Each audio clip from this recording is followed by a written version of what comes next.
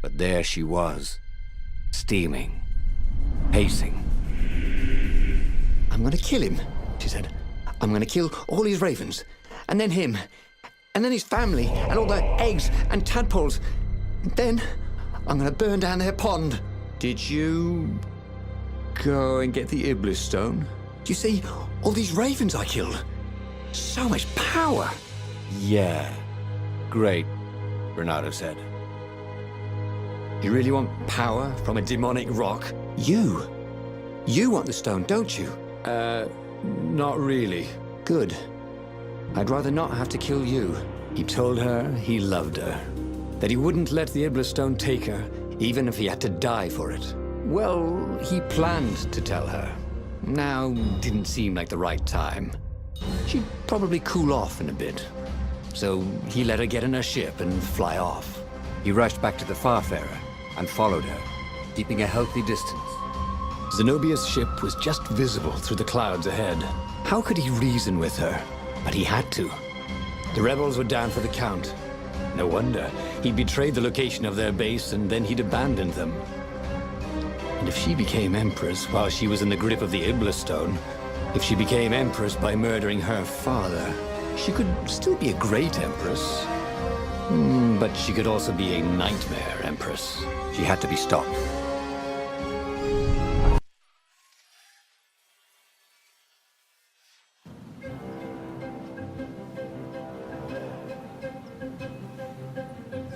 There were more dead ravens along his path, some of them wounded in the back. He knew she could have easily talked her way past them, or clouded the little tiny raven brains with a spell. She was going out of her way to kill everything in her path. This wasn't Zenobia, not as he knew her.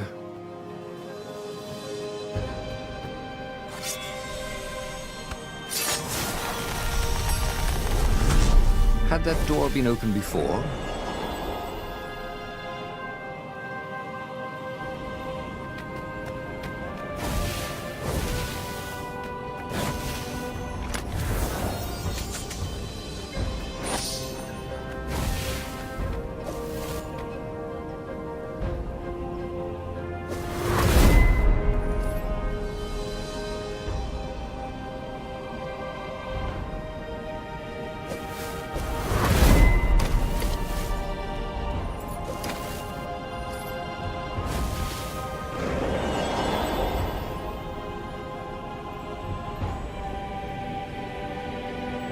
So, his beloved was possessed by the spirit of a demon. That's what it meant to be a hero. To brave the darkness in your loved one's soul. To have faith there was still good in her. To help her out of that darkness, no matter what the cost. But what? What could he do? She'd kill him if he tried to take the Iblis stone from her.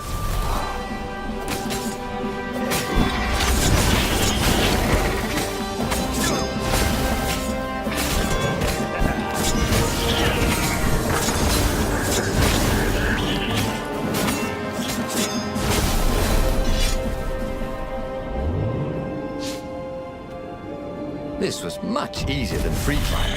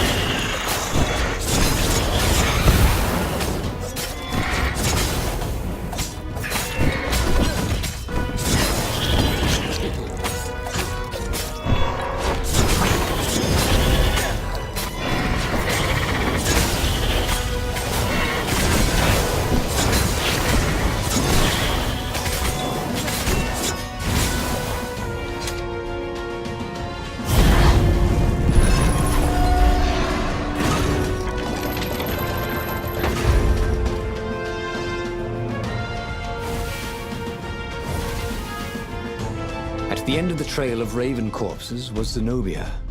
Her father was frantically rigging a strange apparatus wrapped around a glowing core. Don't do it, he shouted.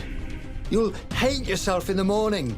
Stay back, she screamed in a horrible voice he'd never heard before. It froze him in his tracks. The Emperor stared at him. Run, He told the toad, or hop. but he didn't manage to voice it, only think it. Zenobia stabbed her blade forward, and His Majesty fell dead. She began laughing hysterically. Or was she weeping? Just walk away, she laughed at him. I've no more use for you. There was something he needed to do, but he couldn't figure out what it was. So he did as he was told. As he walked away, he felt a chill in the world. The light in the sky seemed to dim. He didn't dare turn. He had a nagging feeling there was something he should have done just then. Something heroic. But he could not have taken the Iblis stone from her by force, and she would not have parted with it willingly. A cold wind blew from where she had been, but he still didn't dare turn. And then, an awful laughter filled the air, and all the torches and all the ships went out, and he realized what he should have done. But by then, it was too late to do anything. He should go back to some of the choices he'd faced before. Maybe there were new paths that had opened up, like those doors he was opening up all over the map that took him to new treasures and around his enemies. But he'd learned another true thing. Zenobia still had feelings for him.